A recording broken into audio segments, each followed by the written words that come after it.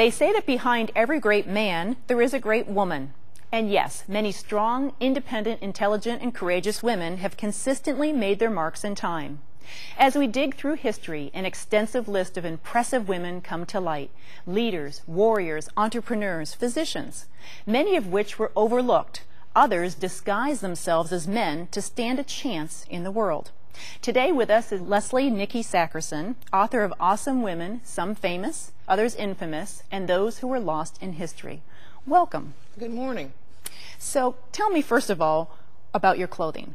I'm dressed as a male. I got that part. Evidently. But I like to dress as a male going on the battlefield because a lot of women were known to have been in the battles, and the Revolutionary War battles, Civil War battles, even prior to. And because there's the documentation, I do what's comfortable, and I like playing with the boys in the black powder. There you go. There you go.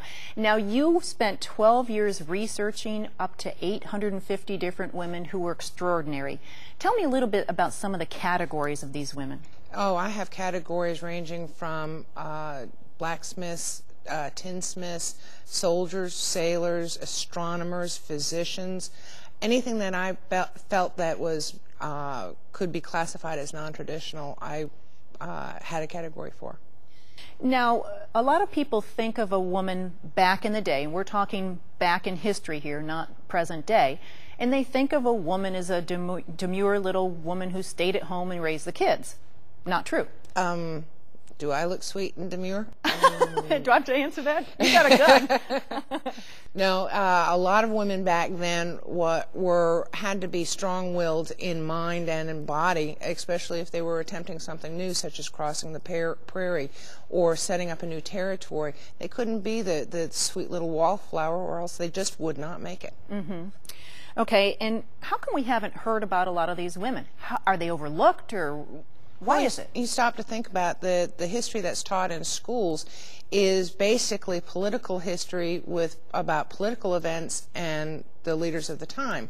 In other words, who did what to whom, why, and when, and how they did it. The writers of history have usually been men who write for men, about men, and don't think of women being interested in history at all. So, Leslie, could you tell me, out of the women that you wrote about in your book, what were like a couple of different ones, maybe in different categories, that impressed you? Well, you had Abigail Adams. She was a writer. She also helped John remember the women when he was in the presidency. You had Amelia Bloomer, who ran a paper on her own with a female printer, and she helped change some of the women's clothing. Deborah Sampson, when her husband fell at the Battle of Point Pleasant, she got up because she had watched the practice and continued firing the cannon.